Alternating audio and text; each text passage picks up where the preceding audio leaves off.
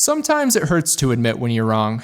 Actually, no. It always hurts to admit when you're wrong. And you know what? I'm just gonna say it. I know some of you watching this might think of me differently after hearing this, but that's okay because I have to come clean about this. In every sense of the word, I underestimated Jack White. Let me explain. Last August, I received a text from my younger cousin asking if I wanted to go with him to see an artist for his birthday, an artist that was having a show in our hometown. That artist was, of course, Jack White. I texted back and said yes because I enjoy spending time with family, but to be completely honest, I was very indifferent about seeing Jack White. August 18th was the day. With tickets in hand, my cousin and I drove off to the venue, making a pit stop at Winco to secure a couple of energy drinks beforehand. We arrived at the venue, paid some dude a silly amount of money for parking, and began sauntering up to the concert hall. On our way up, we passed by the Korn street sign and laughed to ourselves about how Korn is the main thing that our band is known for. Yep, they're from my hometown. I've seen Brian Welch ordering at Panera one too many times. That part's not even a joke. Fast forward about 30 minutes, we're now inside the venue after putting our phones in a locking pouch per Jack's request. We took our seats and the production began 10 to 15 minutes after we plopped down. The lights in the venue dimmed and it was game time, baby. 2 minutes into the show, I felt like a complete dunce, a simpleton, because this man can play. And I mean play. He can sing, shred, dance, and everything in between. I'm telling you, you have not experienced rock and roll until you have seen this man do his thing. I swear to you, he could have kept going until the freaking sun came up. The dedication and passion for his craft was so evident that night. His excitement was contagious. But things got really interesting when he closed out the show. You see, the whole show, he had gotten a killer reaction from the crowd, but those reactions paled in comparison when he busted out his final song. The song I think that we were all secretly hoping he'd close out with, Seven Nation Army. I know this may sound like an exaggeration, but literally everyone in that venue knew that song like it was bred into them at birth. I kid you not, there was an elderly woman sitting to the right of my cousin that was doing air guitar shredding during the entire song. She had to have been 60 at the youngest, and even this lady knew the entire song. Ever since then, I've had the deepest appreciation and respect for Jack White, the White Stripes, and Seven Nation Army. At this point, I'm sure you're thinking, all right, Nate, cool story, but can we talk about Seven Nation Army in depth now? Yes, we can. Seven Nation Army is just one of those songs. It's the type of song that you'll never be mad about when someone puts it on. Similar to songs like Mr. Brightside, I Write Sins Not Tragedies, All the Small Things, Stacy's Mom, Bring Me to Life, and Wonderwall, to name a few. I don't feel like there's a word to describe songs like these, but I know you mates know the vibe I'm talking about. And see, that's the thing. I'm sure if you're watching this, you already agree that Seven Nation Army is an outstanding timeless song, but that's not good enough. I want to understand why. What makes it so timeless and so good, and why does it continue to live on in the way it does? So first and foremost, I want to get this out of the way. You might be mad about it, you might be sad about it, but this is something that I absolutely have to tell you. This song isn't played on a bass guitar. Trust me, I know, I didn't know what to think either when I heard about this other than this has to be a lie, but as much as it may eviscerate your childhood, this song isn't played on the bass guitar. Now I know that all of you watching are intelligent, logical individuals, so I can guess what's running through your mind right now. Nate, if it's not played on a bass guitar, then what is it played on? Well, get ready because this might surprise you. It's played on a guitar, a semi-acoustic guitar at that. With some light research, I was able to dig up that Jack White essentially created this sound by connecting a semi-acoustic guitar to a Digitech whammy pedal that had been lowered 1 octave. That's just one of the many things that I love about Jack White. He's never been afraid to experiment, be a little unorthodox, and he always executes these creative decisions with the utmost confidence. Jack has this undeniable charisma, this intangible, unexplainable quality that directly transfers to his live music, whether you're listening to it casually through headphones or seeing him shred a gig live. There's one thing that I've noticed about songs like Seven Nation Army that have gained an inordinate level of notoriety,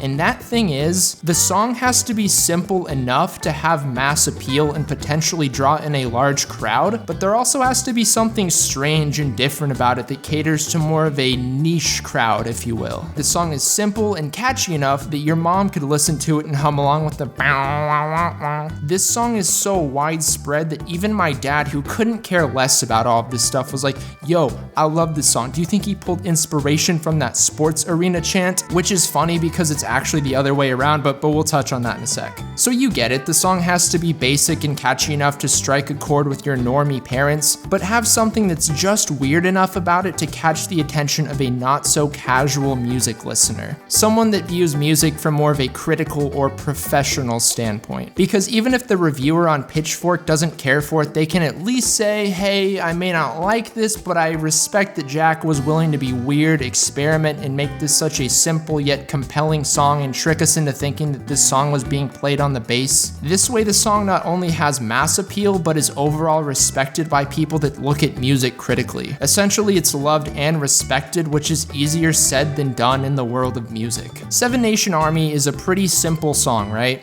And oftentimes the word simple carries this strange negative connotation with it. I've always found the word to be so positive, especially when discussing a piece of music, because it's like the artist just cut away all the fat and just gave us the lean, tasty cut of jams that we want. All killer, no filler. And just because something is complex doesn't make it good, and just because something is simple doesn't make it bad, or vice versa. I've noticed that some people that enjoy music have the propensity to think of things in a vacuum like that, and I find that pretty dangerous, as I've found personally that it can significantly hinder your enjoyment of music. Seven Nation Army is so simple, I'd even go as far as to argue that adding just one more thing would completely throw this song off. I just can't imagine a scenario where a slide whistle or a didgeridoo would give this track the thing it's missing, because the song is already perfect and balanced as is. This simplicity translates to the band as a whole and is most notable concerning their album covers and promotional materials. You'll only ever find red, white, and black, which gives you this weird solace as a listener. Nothing in life is guaranteed, but you can rest easy at night knowing that a White Stripes album cover will only ever have red, white, and black on them. It's simple, consistent, and just overall good branding on their end. Not only is this song outstanding in terms of instrumentation, but the lyrics lend the type of feeling that will always be present at some moment in your life. The words in this song are clear, to the point, and delivered with such an attitude from Jack White, giving the song a certain swagger. For instance, the first verse goes, I'm gonna fight 'em off, a Seven Nation Army couldn't hold me back, they're gonna rip it off, taking their time right behind my back. These lyrics are addressing some of the things that the White Stripes were going through at the time. After going out and building up a little bit of fame, Jack and Meg came home to people talking about them, mostly in the fashion of doubt and hate. Jack obviously doesn't like it when people go behind his back and hates his fake friends that have crossed him, keeping him up at night. No matter who you are, you're going to have to deal with things like this at some point, and this could be your fight song, as silly as that sounds. And that's one of the many things that makes it so universal, because at its core, it is a fight song. It'll always feel like you're going into battle when this song comes on. Like there's no force in the world that could stop you from doing what you're trying to do when this song comes on. You could blast this song on the way to your college final that you're gonna slay but actually fail. You could be 11 and blasting it in your room while you think about how you're not going to let the bully take your lunch money tomorrow. I mean, you could even be my dad and just have the fake bass line of the song stuck in your head for days on end. It doesn't matter. And that right there is another thing that I find rather intriguing about this song. You don't have to have any emotional connection to fall in love with it. With tracks like Mr. Brightside or Hey There Delilah, it's like, sure, of course those are good songs that stand on their own. I would never dispute that, but it seems like they either rely on nostalgia, some deep emotional tie, or both to really sit down and connect with them. You can just sit down and become transfixed and enamored by the catchy instrumentation and moody vocal delivery from Jack White. You pretty much don't even need to know the lyrics to this song to sing along. You can just hum it and people will instantly know exactly what song you're singing. Now in some of my videos, I'll make the claim that a song will remain relevant forever, but also acknowledge that anything is subject to change and nothing is guaranteed. However, with this song, unless something drastically changes, this song will remain relevant in some fashion forever.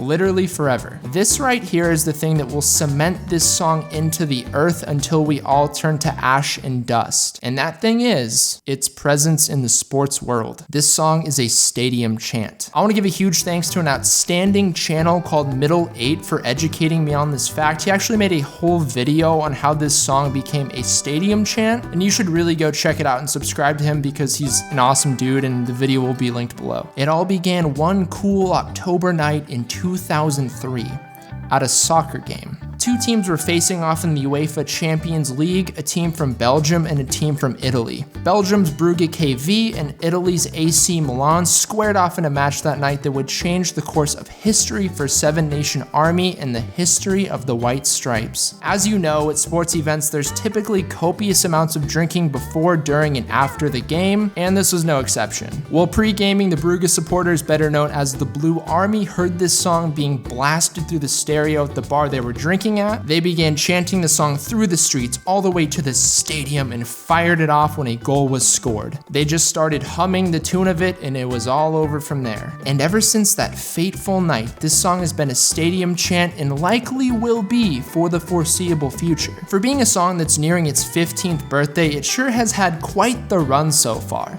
And I'd even be willing to say that I don't think this song is going to have a good run, but a marathon. I always knew that this was a big song, but wasn't fully aware until I really started looking into its history. I had no idea that it won a dang Grammy for Best Rock Song, held a #1 spot on Billboard's alternative rock chart for 3 whole weeks, and was actually the 3rd best performing song on that chart, get ready for it, of the decade. Jack and Meg White truly constructed something magical with this raw garage rock anthem that has stood the test of time and will continue to stand the test of time. Its ability to get stuck in your head and become ingrained into your brain until it drives you crazy will likely be the driving force that keeps it popular, along with its gargantuan presence in the world of sports. If you're worried about this song going anywhere, don't worry, because it's not going anywhere. It's just too good. In a country that's more than just a little divided right now, calling Seven Nation Army a good song is something that we can all agree on. I thought I'd switch it up and close you mates out with a fun fact.